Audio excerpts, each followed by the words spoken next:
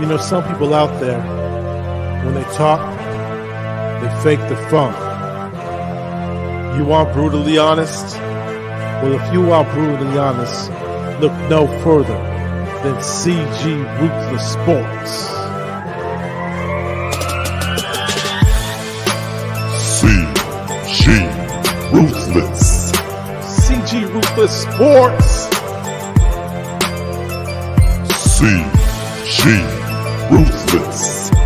If you want your sports talk to be brutally honest, come check out CG.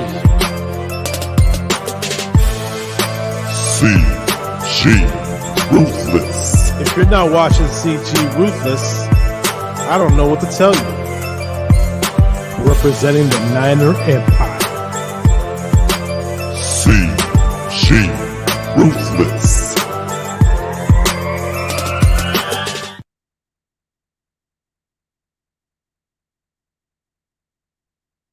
Ladies and gentlemen, please welcome Rams Superfan. What's good, bro? Hey, man, how you doing? Yeah, how you doing, man? Tell me where they can find you on social media platform. Yeah, you can find me on Instagram and Twitter at Ram Superfan. And obviously, you can find me right here on YouTube at the Ram Superfan. Just search that up. I'll pop right up. Yeah, that's good, man. Since that stream with Pale Time, I started seeing you around. You seem like a good dude and started heading off a little here and there. So this week's getting pretty interesting, especially with the Niners having a chance at a playoff at stake and the Rams looking to clinch division. It can go either way, you know. How do you feel about this matchup, man? Yeah, I feel good. I feel really good. I feel like it could, it's definitely not. It could definitely go a few different ways. But I'm really confident. I think the Rams are rolling on all phases of the ball. Their running game is a lot better. I'm not sure if you got a chance to check out my preview of this game. I think I released it a few hours ago. So I know you've been busy today, so you probably didn't get a chance to take a look at it. But basically, I think this Rams team is completely different from what they were in Week 10. I felt like after getting, handed, our butts handed to us in Week 10, we had a big philosophy change, and our running game is a lot better. Our defense has been playing 10 times better. Special teams has been better. The only thing that's kind of up and down is our quarterback right now, and he comes in hot, and he's one of the best quarterbacks in the league, and then he forgets how to play quarterback, quarters at a time, and just throws interceptions left and right. So you never know who you're going to get with him. But, as long as he could keep his head on straight, I definitely love our chances. Yeah, you guys have been on a 5-game winning streak. I think ever since you guys lost to us, I mean, you guys changed a little bit, and then your quarterback. I know it's been an up and down year, but in the beginning of the season, he was looking really good. You could have made an argument that he could have been in the MVP conversation, but later in the season, it kind of shows signs of, man, is this becoming Brett Favre-ish a little bit, man? He's been throwing a little off here and there. Like you just said, the quarterback position is kind of like the only concerning, but your running game's getting better. Sony Michel, he's coming into his own. And then I'm hearing the good news about Cam Akers making his return after coming off an injury, which is considered season-ending injury, but he's coming quickly as expected. So that's going to be interesting to see. So what do you thought of that? Of the Cam Akers injury? Yeah, like at first when he got injured, and then the signs of him coming back later. I thought he was, he was key. He was one of the keys for us to, really make a really deep playoff push. So I was crushed when, we originally found out he tore his ACL. This was really early on this was before training camp. So it was crushing, but at first I was still confident that Darrell Henderson would be able to pick up the slack. Unfortunately, he was not able to do so. Luckily, we've made the shift to Sony Michel. Sony Michel's been playing phenomenal ever since we gave him the keys to the kingdom. As far as Cam Akers' return is concerned, I don't expect him to do much this week against the 49ers in his first game back, coming off of a torn Achilles. I honestly wouldn't be shocked if he suited up and was on the sideline and didn't play at all. But if I had to guess, I would say maybe he gets 2 or 3 carries. Yeah, like you want to slowly get this guy in because he's coming off a serious injury, and if you throw him out there, it's going to be like too soon, and he's going to come back with a setback injury. I've seen it Mhm. happen with players that you bring back too soon, but like we had the same situation with Jeff Wilson, who was supposed to be out too, and he comes back, but he wasn't at his fully best, you know. But then he started coming into his own, and then he started showing signs a little, but he's not as explosive as Elijah Mitchell. So you know, I've seen where you're coming from because usually these type of injuries take time for them to move and those cut moves and all that stuff. So Yeah. Cam Makers, yeah, you should definitely like limit him for right now until he gets back on his Yeah. explosiveness a little bit. And on top of that, I honestly truly believe the way Sony Michel's been playing, there's no reason to bring him back. There's no reason to rush him back. So let him take his time. As long as Sony Michel keeps running, keep giving him the bulk of the carries because he's been phenomenal. He's in the month of December, he led the NFL in rushing yards. Um, so you know, I don't see no reason to stop it. Stop the high hand. Yeah, Sony Michel. Yeah, like early in the season, he was kind of struggling a little bit, but late in the season, he's starting to show his own a little bit, and he's starting to become that reliable running back. I guess you guys got something out of a good trade and you stole it from the Patriots because you know Patriots have so many running backs and it's like Yeah. insane how they just use so many backs, but then they get rid of them like a bag of chips. And you guys Mhm. got him for a good deal, so it's like this guy's probably one of your best pickups by far, and he's Yeah. been able to help you guys even with. No disrespect to Henderson, but I just thought Sony Michel was more of your go-to back at this point. Yeah, I haven't been a fan of Henderson this year. He had all the opportunity in the world and he just hasn't performed. And anytime Sony touches the ball, he just looks way better. He just everything about his running style just looks better than Henderson. Yeah. Question: did it bother you seeing Bruce in a Niners uniform back in the day? I'm pretty sure it did. Oh man, that's a great question, man. Yeah, yeah, definitely. It was horrible to see. Um, it sucked seeing Torrey Holt in a Jacksonville Jaguars uniform at the end of his career. I mean, it hurt to see Kurt Warner in a Cardinals uniform. It's way worse when it's still in your division, like Bruce in the Niners and Kurt in the Cardinals. But it is what it is. Nobody remembers that though. Nobody Yeah. remembers Isaac Bruce on the Niners. I mean, yeah, but you know which one hurted me the most was Jerry Rice going to the Raiders and TL going to the Cowboys. Those are like Yeah. two of my most hated teams I just can't stand. But Uh-huh. here's a good question. Who are your top five Rams players of all time if you had to go through Mount Rushmore of your opinion? Well, I actually made a video on this. So if you guys haven't seen it yet, check out the top 15 greatest Rams of all time on my YouTube channel. Number one was Deacon Jones, who at the time they didn't count sacks. Sacks wasn't a recorded stat when he played, but they unofficially went back through all his game tape and counted his sacks up, and he would be the NFL all-time leading sacker by a landslide. Then number two, Merlin Olsen. Number three, man, I forget how the list went. Um, I'm not sure, but I know it's so hard. The Rams, this is a franchise that was created in 1937, so it's so many years and the history is so rich. Those two were definitely number two, Merlin Olsen and Deacon Jones. I'm gonna go look back at this video now and I'm gonna punch myself for forgetting the top five, but It's all good. But yeah. in all seriously, man, what made you a Rams fan coming from the East Coast, man? Like what made you like ever since you watched a certain player or watched the Rams was what got you into that team? Yeah, so I was born in 92. So right when I really started to watch football like consistently, um was 99, 2000.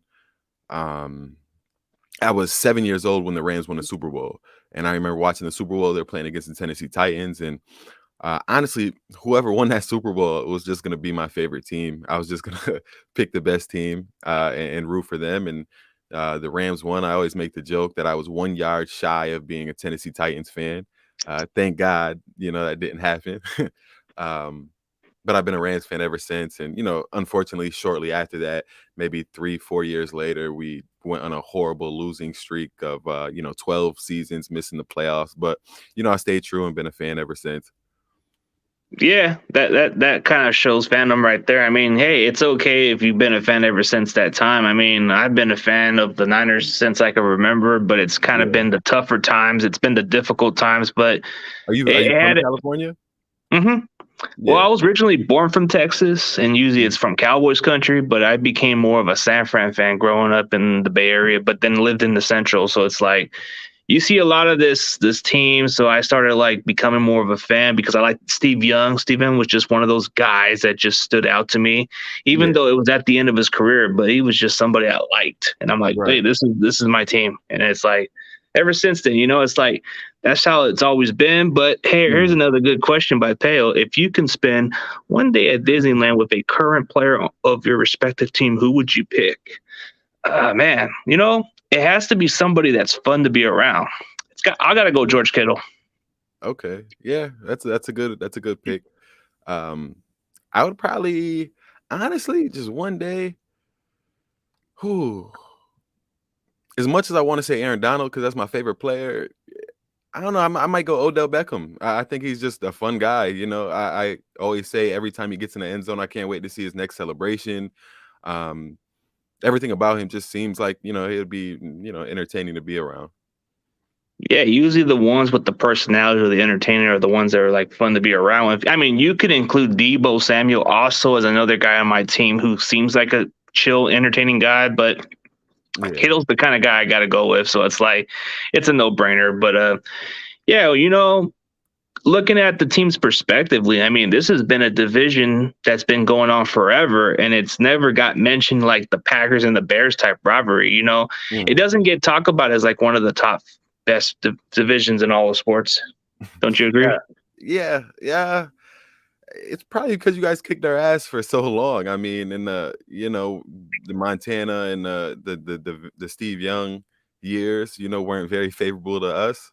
Um, so I don't know what the lifetime record is against us, but I would just go ahead and assume that it's maybe a little lopsided in your favor, and that's probably why it's not mentioned on the same scale as the Packers and the Bears and some of the other rivalries. Um, Or am it's I kind of. completely wrong with that? I think it's just 5 games. Like we have 5 games better than you guys, or something Yeah, like that, if I'm mistaken. But and the Bears and Packers are kind of been terrible ever since Rodgers has been taken over. So that's a lopsided yeah. overall record. Oh yeah, and I guess got another fan of yours that admires your fan cave, but even though he's a Niners fan. I appreciate it. Thank you. Yeah, but like when we look at the matchup, I mean, I feel like this is going to probably be a low scoring game, maybe defensive battles. Maybe it's going to be more of like who makes the less mistakes. I mean, Mhm. if you had to like look into this matchup, what are you more confident about your Rams going into against the Niners that would just give you some different thoughts and say, you know what, we should be able to take care of them? Well, I think you got to look back at Week 10 when you guys embarrassed us on national television. Um, you guys ran the ball 40, was it 41? 41 times? 41 times. Yeah. And there's no way in hell that's going to happen again based on the way the Rams running defense has played since Week 10. I mean, even if you look at that game, I think as much as you guys ran the ball, what killed us the most was because if you look, you guys only averaged about 3.5 yards per carry, but you guys just kept going, and going. And then what won the game was Jimmy Garoppolo. Every time he did, you guys would run the ball, run the ball, run the ball until you had to pass, which is great for a defense. We put you in those passing situations, but then Jimmy Garoppolo would make a perfect throw to an open receiver every time. And I think he finished with like a passer rating of 141. And I know that because I just looked it up not too long ago. He was damn near perfect on the night. He only threw the ball 19 times, but every time he threw the ball, it was on the money. And I don't know. It seems like Jimmy Garoppolo always steps up when he plays us. It's looking like he might not be there this week. So we got a rookie going against us potentially. I just don't see. I just don't see you guys having the ability to run the ball 41 times against us now. And I think the quarterback is going to have to throw the ball a lot more. And I just cannot imagine Jimmy Garoppolo or Trey Lance being that accurate and that good this game to have damn near a perfect passer rating. That's just unfathomable to me. But I didn't see it happening in week 10 either. So I think it's going to be a different situation, but to update the quarterback issue, Jimmy ain't going to play this week. Thumb surgery. I've been hearing that he should be coming back. Nah, come on, man. The thumb injury, I think he's just more concerned about his future. So I think he doesn't really look at it that way now, because if he were to play, he's not going to play at a full percentage. So it's like, I don't know if he's going to be effective, because the thumb does affect the way he throws the ball, and he's already going to require surgery. So I don't think he's going to play. So Trey Lance, why not just let the kid play, see what you get from him? And I know that usually mobile quarterbacks are like the most difficult ones, but if you have the proper defense to slow him down, then you should be able to limit him as a runner and be able to force him to throw the ball. That's one thing the Rams would have to be focusing on, is take away the running game. And definitely, like you just said, force our quarterback to throw the ball more. And usually every now and then it kind of equals opportunities for your secondaries to get some interceptions, or at least shut down some plays here and there. That would be your best bet, is to slow down the running game. Yeah. I mean, since week 10, since we played you guys last time, we actually haven't given up 100 yards to a single running back since. And we actually only given up 100 yards to an entire team twice since then, and that was to the Cardinals and to the Baltimore Ravens, both rushing quarterbacks who contributed to their team going over 100 yards. But our running defense has been a lot better, so I think that's where we win, is by slowing the run down and not allowing you guys to rush the ball 41 times again. That was ridiculous.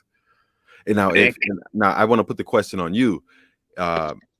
In your mind, 49ers are victorious. How do they get it done? How they get it done is try to use different ways of Debo. Like, we've used him a lot as a runner too, but then use him in certain passing plays, or kind of get Kittle involved also would be key. I mean, getting Kittle and then Ayuk in the mix would probably be the X factor. He's kind of stepped up ever since he's been on the dog. I guess, like they say, the dog pound or something. So he's kind of been put over there. So it's like the critical of him. But then when he played against the Rams, he's kind of like stood out, and he's never like quite struggled ever since. Like, he's kind of been a key factor. And then I think just using a certain like receiver like an Ayuk, because I know you guys are going to try to focus on stopping Debo. And then Kittle, for some reason, he's kind of been forgotten a little bit. So that might be the best way for us to beat you guys, is to feature guys like Kittle and mix up a running play. I guess if Elijah Mitchell isn't doing the job, you might as well just put Debo at running back for a little bit, just see what you can do out of it. Yeah. And then defensively, get to Stafford. It's been working. And create some pressure, create some havoc, because Stafford, like you just said, he's been making mistakes.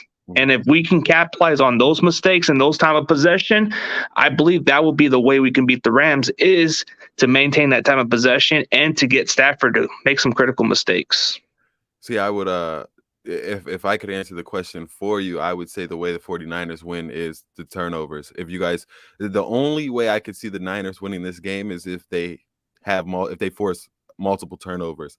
Luckily for you guys, Matthew Stafford's been giving opposing teams multiple turnovers a lot lately. So thing about Matthew Stafford is he's up and down. Like he'll go 3 games and look like a superstar MVP candidate, and then he'll give you 2 or 3 games where he looks horrible. So the last 2 games hasn't been too great.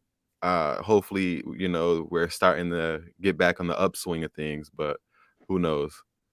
Yeah, that would be our best bet of beating you guys, is definitely getting those turnovers off of Stafford. And Stafford's been kind of giving for the holidays, so I guess you can say that. But like you said, I don't think it would happen if we run the ball 41 times. It hasn't happened like this since that NFC Championship game against the Packers, where we mostly just ran the ball. That it kind of seemed like that's the way we did against you guys. But I'm pretty sure you guys are going to be fully ready. The reason why I think it's going to be a far different game is because OBJ is going to be into form. He's already getting the chemistry, and Von Miller's going to finally. He's already getting some groove in. He's fitting in pretty well, and it's going to be a different team. And plus, Trey Lance is very mobile, and usually your guys are going to probably stop him. So it's going to be hard. So maybe it's going to be a far different Rams team than we've seen week 10, because week 10, we just beat the brakes out of you guys. I think this time it's going to be more testing because you guys are determined to win your division, and you guys just want to prove that you can get over the hump against us. Yeah. I think the one thing that does kind of get me a little worried is Trey Lance, because he hasn't had many reps this year, which some would think that's a positive, but I think that means that there's not much game film on him. Also, I did check out some of the game last week. He seemed to play pretty good last week. His numbers looked really good. It's kind of weird with the running quarterback in this defense. In the beginning of the season, we really struggled against them mobile quarterbacks. Lately, we've been pretty good. We've gotten a lot of practice playing the Seahawks twice, playing the Cardinals twice. We just played Tyler Huntley and the Ravens. So I think we'll be up for the task, but it's tough when you don't have much game tape on somebody. Every once in a while you see those rookie quarterbacks just kind of blow up earlier on in the season, and then they start to regress a little bit in the middle of the season. So I think that could pose a little bit of trouble for us. Yeah, especially with Trey Lance, there's just very little film, and I've been saying it to quite a few of these fans. I mean, I've kind of put it as an advantage. I mean, you only seen Trey Lance play against a sample size of the Seahawks, where he was playing maybe 1 or 2 quarters during that game. And then the Cardinals game, you saw that sample size, then that Texans game. So you're looking at maybe 2.5 game samples. And then you want to include those trickery plays. That doesn't count to me. That's more like he's just playing like a snap. But as a quarterback, you're looking at 2.5 game films. And then you want to count preseason. It's not that much, man. So that's what I'm saying. That does it has to make adjustments, because if they don't look at the film, they don't know what to expect out of this kid. They didn't see much of film. He was very limited in college, 17 career starts. He's raw. He's got potential. And that's kind of a scary factor. Yeah. The fact that you have not been able to study film on this kid. You don't know what his tendencies can be and what he can do on the field.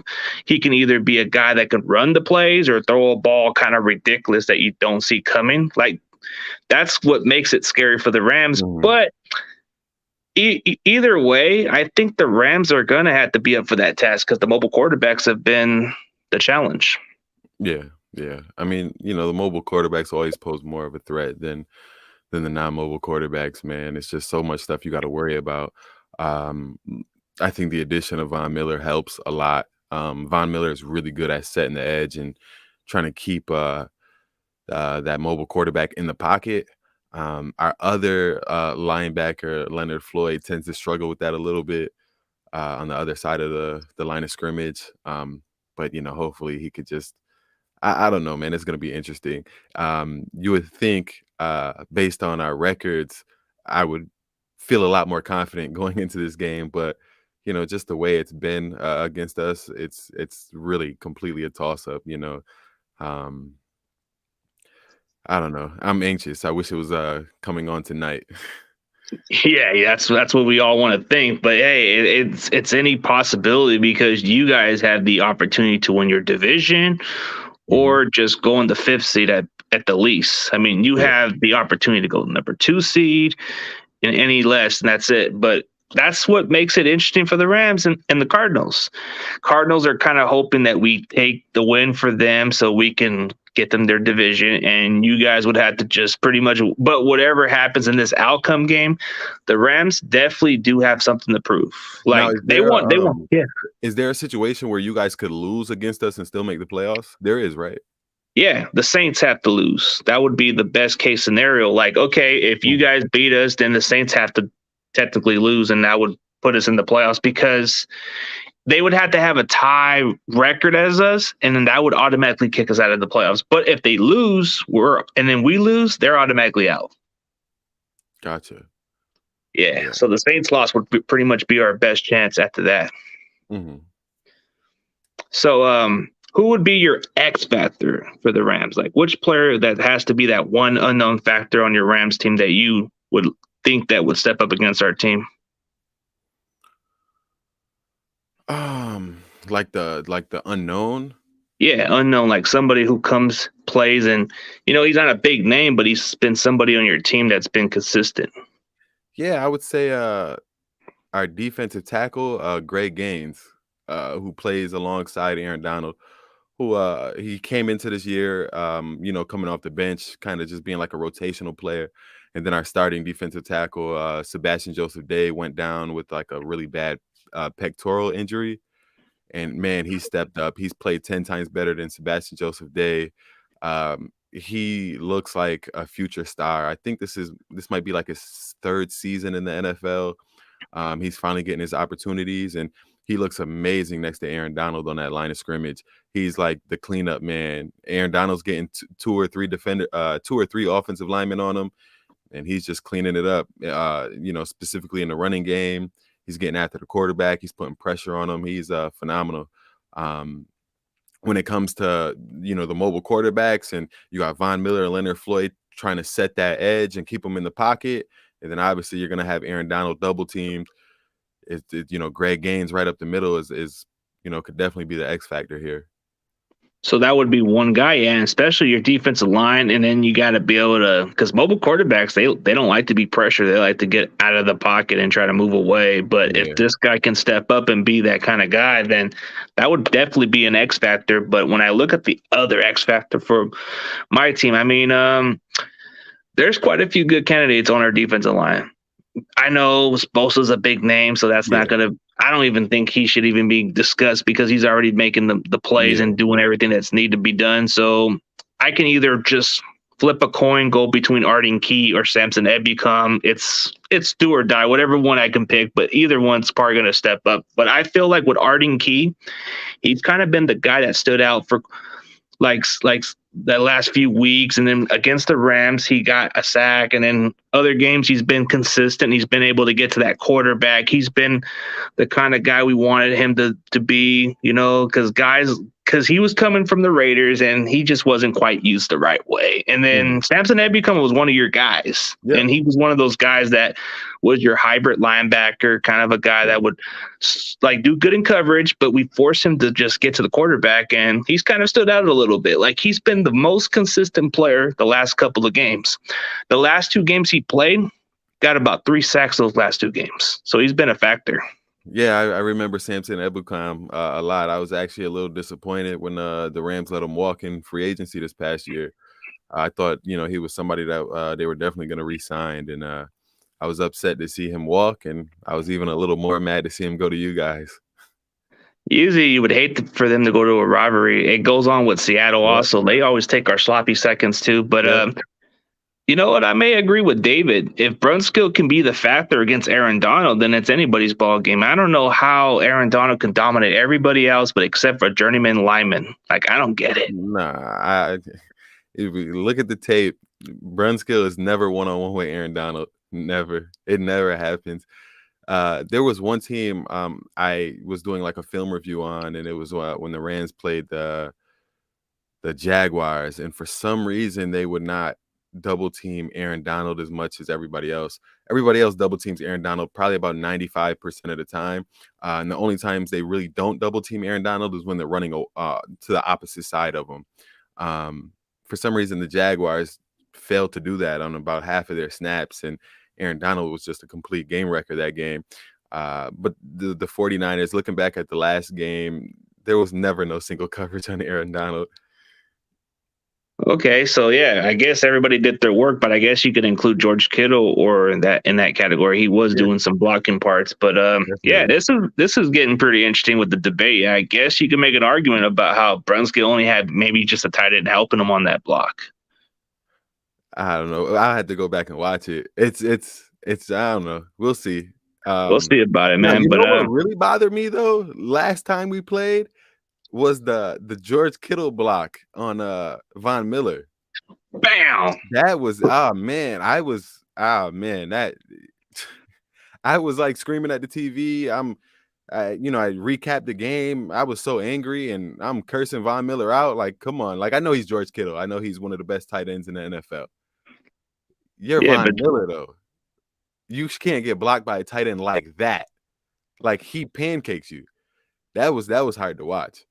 yeah, I can understand if it was just Trent Williams, but we're talking Yeah. about a tight end, man. Trent Williams is a different animal. I mean, if you want to make the comparisons, like you got Trent Williams and what's that dude's name? The one you guys got a while back. I mean, Andrew Whitworth. Yep, See, those yep, two yep. guys, they've been the most consistent players, and they're at their peak of their career. But this guy Andrew Whitworth is like pretty much your best offensive lineman. But why is he so like he's probably been your most reliable guy when it comes down to blocking for any quarterback for the Rams? Like, how do you feel about this guy? Like, he's always been the most durable, dependable guy on your O line. Yeah, he's just been, solid as a rock for us. It was one of the best free agent pickups in Rams history. Was picking up a solid superstar left tackle in free agency. I actually did a video on that too, the best and worst free agent signings in Rams history. Check that out if you guys haven't done that already.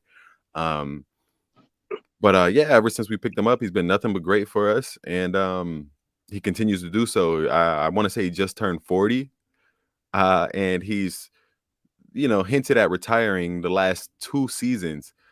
So we still have him under contract next year. Hopefully, he comes back for at least one more year, because he is still playing at a really high level, and we could definitely use him. Yeah, I mean, veteran experience, and plus you need to get somebody to replace him at some point. But I think getting him as a mentor for that next lineman, whoever you draft, he's going to probably take over that spot. But you know what it's like, for us to get Trent Williams, like we go from the first ballot Hall of Famer Joe Staley to another one. I don't know how you go from that, but that was the best trade move we made under the Shanahan and Lynch era. Like, how do you do that? You give up a 3rd and 5th round pick for a bona fide stud from the Washington football team, and you get this guy for a 3rd and 5th round pick. That's a steal. Like, and he's been the most consistent guy. So it's like the Rams and Niners, they just got one of the better veteran linemen in their own perspective. But I feel like Trent Williams is just a beast. Like, I don't care what anybody says. It may sound biased, but I think Trent Williams is one of the best, if not the best. And he plays at the University of Oklahoma. So I got to say it, man. Like, that guy's a beast. Right. Definitely. What's your, you just brought him up. What's your thoughts on Shanahan and John Lynch? What's my thoughts of them? I mean, they kind of had their ups and downs. I mean, it's kind of been like sometimes their decision making has kind of been questionable. Like, they don't even go aggressive at times no more. But when they did some crazy moves, like, at one point I did like the move when they traded for D4, but now it's just setting us on fire a little bit. So I thought, hey, we need to solidify our pass rush and be more effective. And it did good for that 1 year. But after that, he was just a non-existent. So I guess you could just move on from there. But a lot of the moves that they made, it had to do with the bargain moves, like the guys who were unproven. Like a lot of the guys we've signed over the years from under them, it had to do with the guys who fit our scheme better than those guys we just overpaid for and hasn't done nothing. Like, okay, for example, Quan Alexander, we paid this guy a lot of money and he hasn't done squat. And we get a guy like Dre Greenlaw or Al-Shaair to replace him, and you get them on a cheaper deal and they're producing. I mean, no offense to D4, but we pay you so much money to be the effective pass rusher, but why pay you so much money if we can get somebody like Arden Key or Samson Ebukam on a cheaper deal? They're more effective and they can do the job. Yeah, definitely. It's being a general manager is definitely a difficult game, but you gotta, I don't know, it's hard to get one that makes all the right moves. I think the one thing that's gonna solidify John Lynch is how this Trey Lance situation plays out, because it was very gutsy to trade up to pass on to trade up and then pass on Mac Jones, and you see how good Mac Jones is performing, and then you pick a player who's only had 17 college starts. That was really gutsy.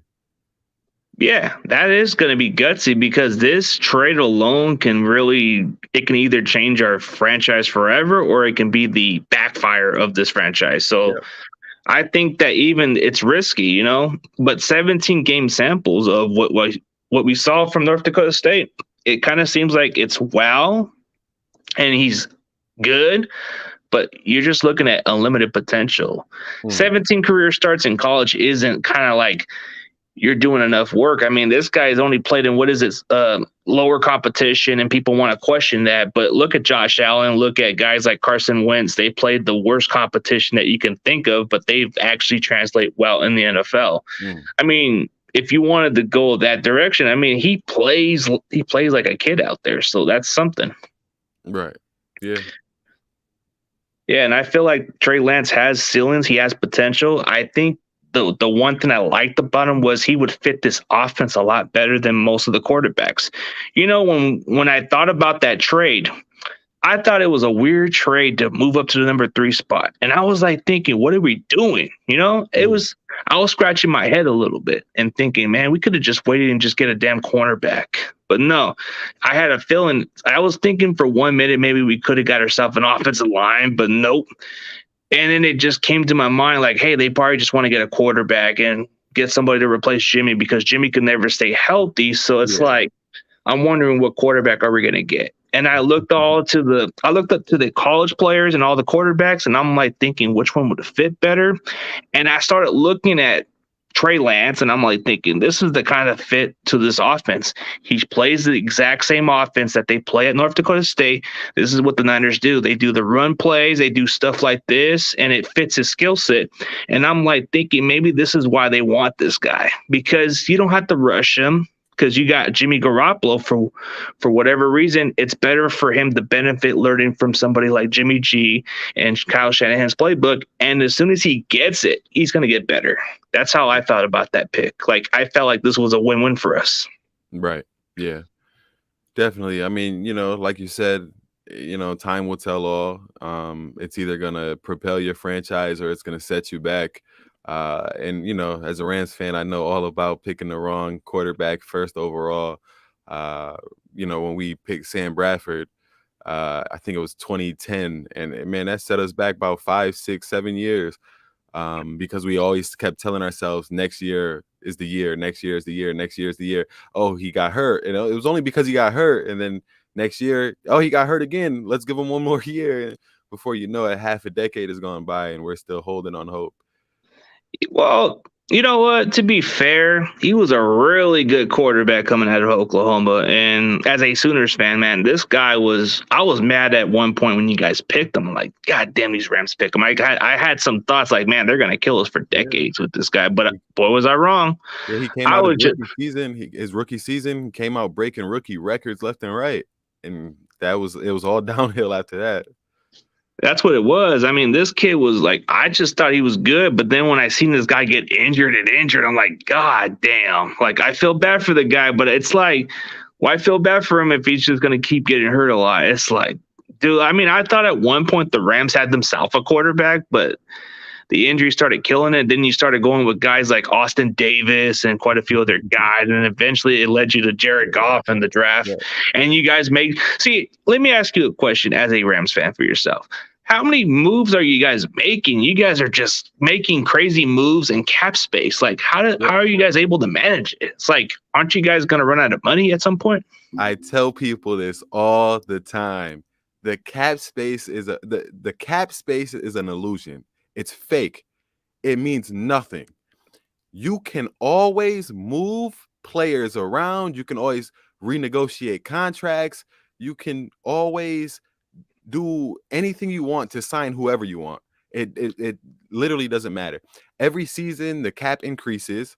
So when you have all your players signed for $200 million, the next season is going to be 220. So that's going to free up cap space right there. You can always, take people's contracts and pay them a bunch up front. And that frees up a bunch of space. You can always, cut players. Like if you want to get it done, you can find a way. And that goes for every team. It's not just the Rams. It's just the Rams do it, a little more aggressively than most teams. But uh, if you guys want them, you guys can get them. There's no question about it. Yeah, I mean, over the years, I've seen you guys make some crazy moves, and I like the approach of what you guys do. You're doing whatever it takes to win, and we try to do the patient approach. Like we'll work with who we got, and we're just gonna go from there. But you guys are just you don't have patience. So this is like the Lakers.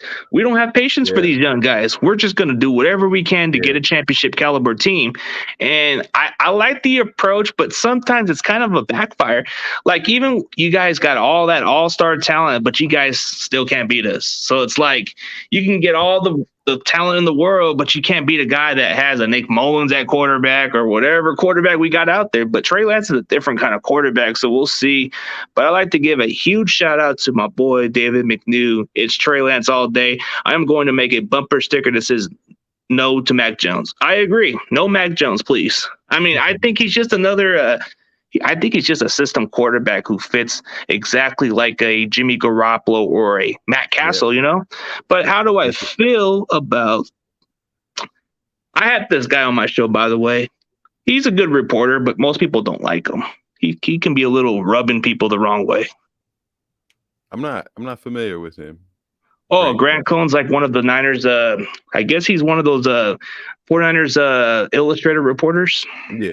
Okay. And I had him on my show before, so I've had some good experience with him, so I wouldn't say he's the worst person. Like some people just don't like his guts, and I'm like, come on, man, he's a human being. Right. So what were you gonna say? My bad.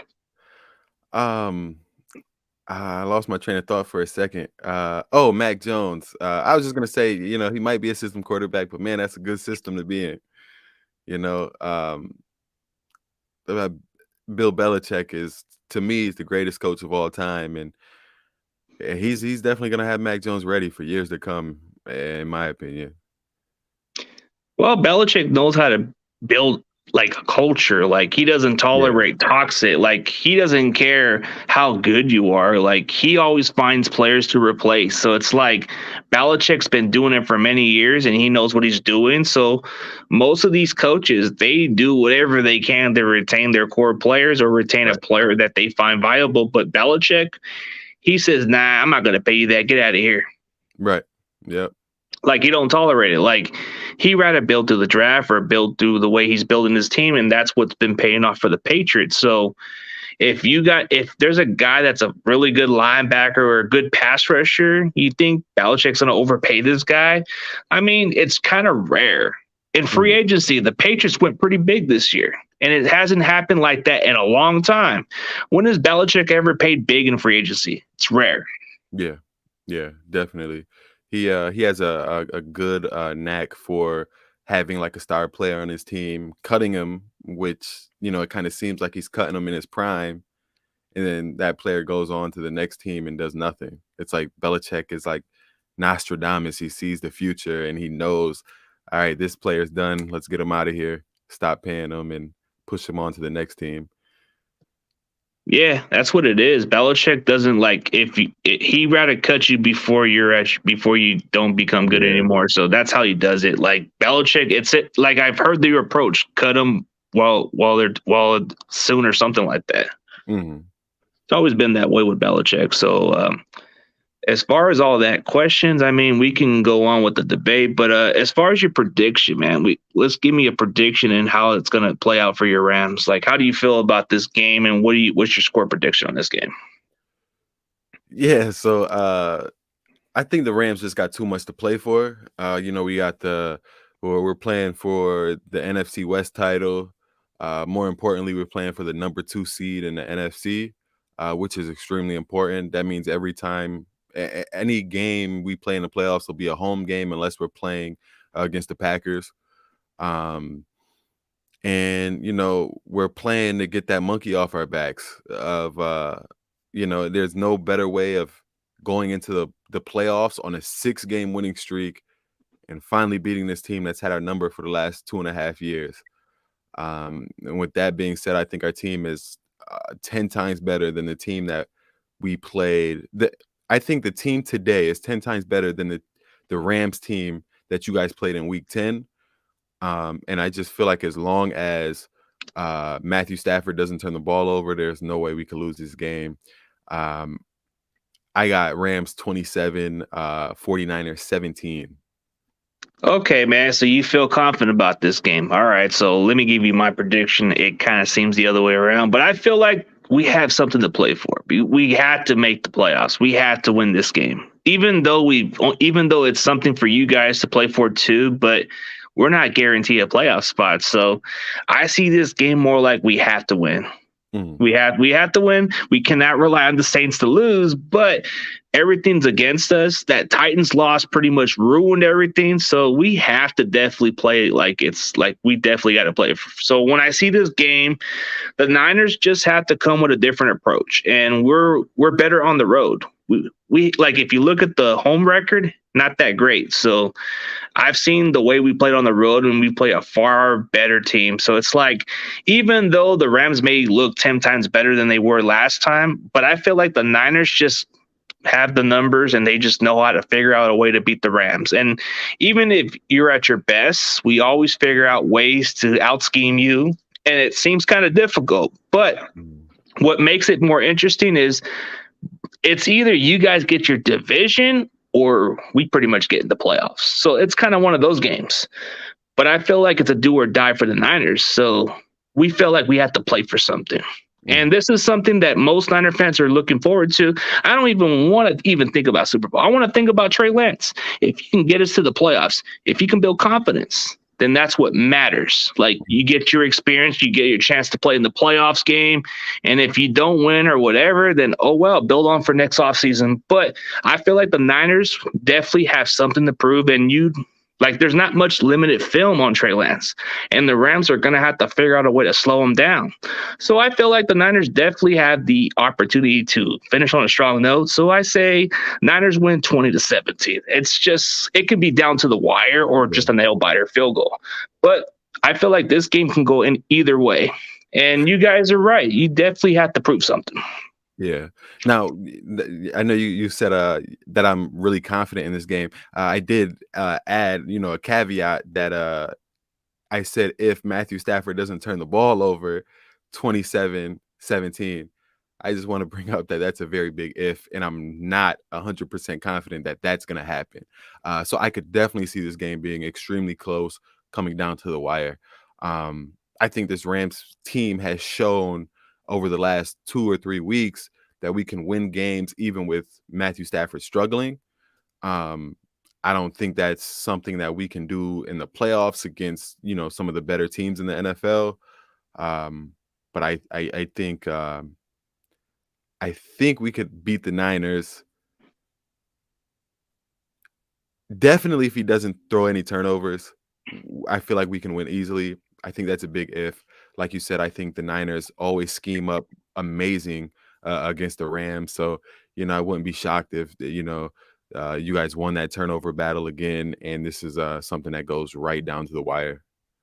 Yeah, and that's something that can come down to the wire. And, I guess a couple of your Rams fan, Christian Cole, I guess he doesn't have his confidence against the Niners. And it comes from, I guess David McNew's got a good point. Like, we don't want the Falcons. We don't want to rely on them. So we definitely do have to win. So it's like you guys have to win because you want to get your number 2 seed or your division. So it's like that's something that the Rams are going to play for, is that division title, or just either go on the 5th seed.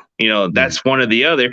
You're guaranteed a playoff spot. We are not. We had to pretty much beat you guys or just hope in some way that the Saints lose, and it's pretty much a wrap. So I feel like it can go either way. But let's get to the conclusion and let's get to the final conclusion out, and you can tell the audience where they can find you at, and then I'll just give you the floor.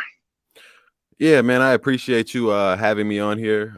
This was really, a great experience. You can find me on Instagram and Twitter at Ram Superfan. You can also subscribe to my YouTube channel at Ram Superfan. All you 49ers fans out there, I did just upload a preview of this Rams and 49ers game.